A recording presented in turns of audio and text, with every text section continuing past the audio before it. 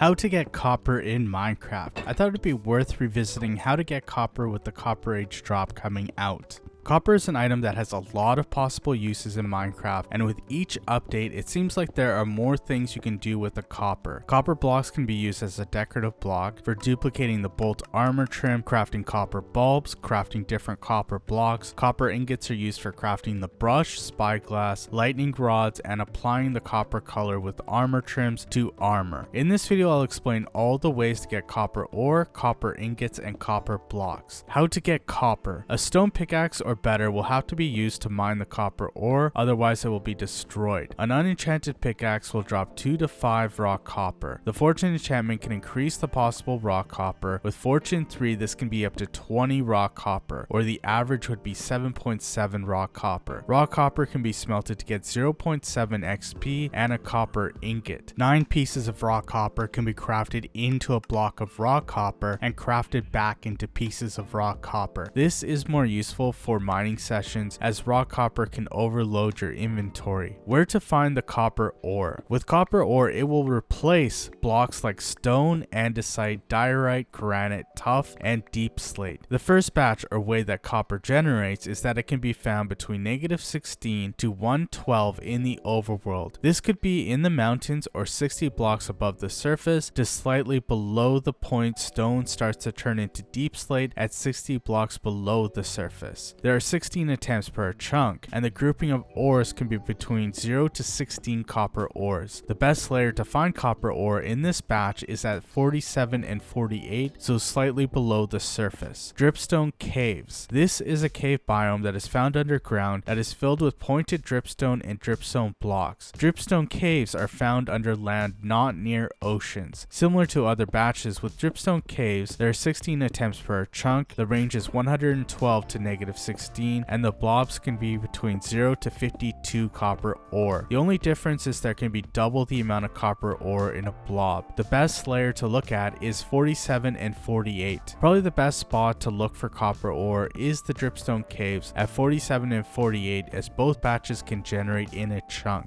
Copper ore veins. Ore veins are long strands of copper ore, granite, raw copper blocks that branch off in different directions. They are found above y equals 0 or where stone turns into deep slate. Copper ore veins will also be larger in dripstone caves. The size of ore veins can differ a lot between each one. The best way of spotting specifically copper ore veins is to look for copper ore and granite next to each other. Ore in Minecraft generates in blobs, which are groupings of the same ore, as where ore veins look different. Also, raw copper blocks don't generate anywhere in the game, so this is the biggest giveaway. It is a copper ore vein. The drowned. The drowned when killed have an 11% chance to drop a copper ingot. For each level of looting this is increased by 2%, so at looting 3 you can have a 17% chance to drop a copper ingot. About 1 in 6 drowned could drop a copper ingot. There are 2 ways for the drowned to spawn. The first is through the biome. Drowned can spawn in any ocean biome or river biome. Drowned spawn at light level 0. In the oceans the drowned will spawn in flowing or water source blocks from sea level down to 6 blocks in Java. In Bedrock, drowned spawn in groups of 2 to 4 in water, 2 blocks or taller, and at the highest Y level, so they will spawn on the ocean's surface. The spawn weight of drowned in the oceans is very low. For example, in the ocean it is a 5 of 520, that means there's less than a 1% chance for the drowned to spawn. The second biome is rivers. With rivers, drowned do not have the same requirements for height in the world, so they spawn at any level. Also, there's an increased chance for the drowned to spawn. Drowned have the same weight as the creeper at 100 of 615 spawn weight. The reason for this is that rivers are a smaller area, and for the drowned to spawn here, they have to have an increased spawn weight to spawn as much as the oceans. The last spot is the ocean ruins. There are 2 types of ocean ruins, the cold and warm ocean ruins. Both generate in the ocean biomes. Cold oceans will be composed of stone bricks and are found in the ocean, cold, frozen ocean, and their deep variants. Warm oceans are made up of sandstone blocks and are found in warm, lukewarm, and deep lukewarm oceans. One way to spot an ocean ruins is to look for light under the water, as there are sea lanterns as part of the ocean ruins. Ocean ruins are basically villages for the drowned. The size of ocean ruins can vary quite a bit for a single hut to a large amount of huts. The amount of drowned in the ocean ruin depends on the size of the ocean ruins. 1 to 2 or 3 to 4 can spawn per a building. So once you have killed all the drowned, they will not respawn in the ocean ruins.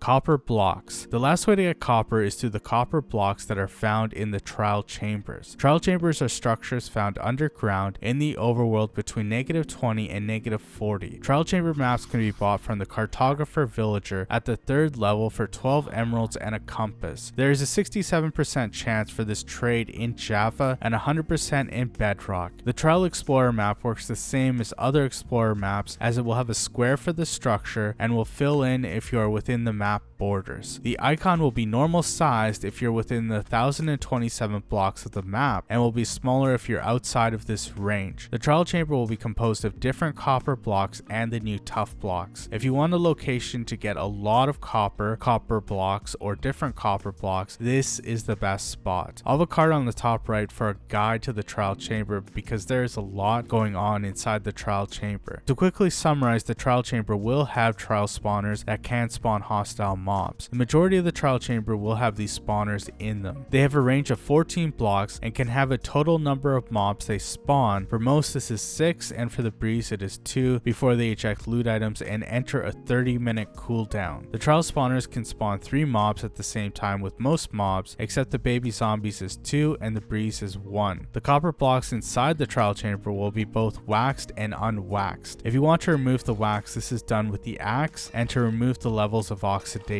The last layer of oxidation can be removed with the axe also if you want a copper block. The trial chamber will have copper blocks at different levels of oxidation. The copper block can be crafted into 9 copper ingots, and a copper ingot can be crafted into a copper block. For the copper ingots, this has to be a copper block. I just wanted to mention this, as copper blocks can be crafted into ingots, and these ingots could be used to craft other items. The last way to get copper is through the new copper nuggets. In the Copper Age drop, copper tools and copper armor have been added to the game. This will be between the stone and iron tier in durability and usefulness. Mobs can spawn wearing copper armor or copper tools, similar to possibly having leather, iron, or gold. Like most other armor and tools, copper can be smelted to get copper nuggets. 9 of these copper nuggets can be crafted into a copper ingot. A copper ingot can also be crafted into 9 copper nuggets. The copper nuggets are a part of the crafting recipe for the copper chain, copper torch, or copper lantern.